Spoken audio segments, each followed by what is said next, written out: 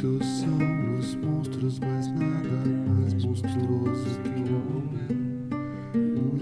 trick I have in my plays are always that the first 20 minutes are extremely boring and there is a big shock.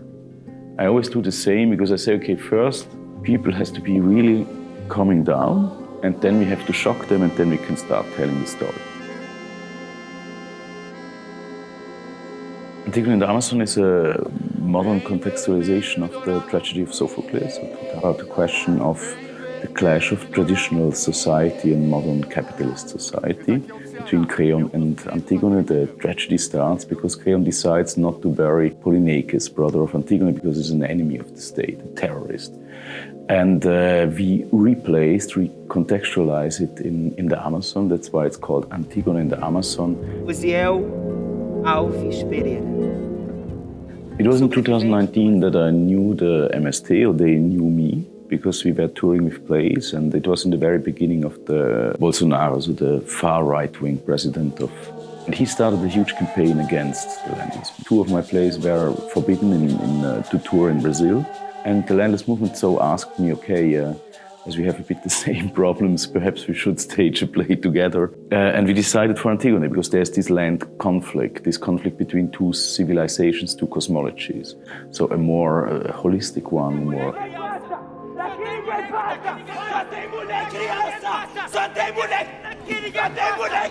That brings together film footage from Brazil that we made there together with the landless movement, their reenactment with live scenes on stage, which is touring now in different cities and countries.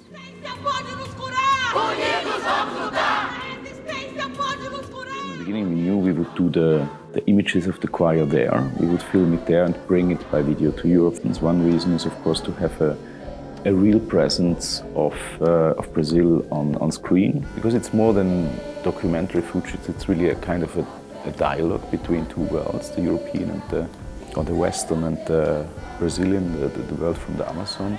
And of course, it's just impossible to. Most of them have no passport. Most of them are peasants, so they are working the land during the day, so they can't do fancy tours in Europe.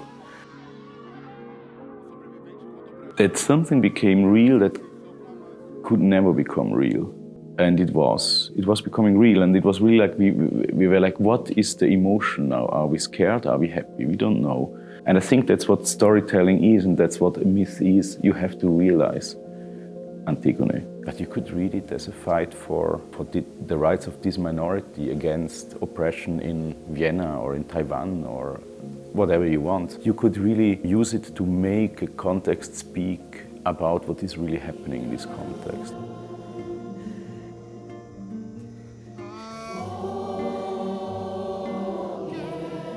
That's what is art, what is making art, that you become a community. And by watching it or by producing it. And I think this is the role of art.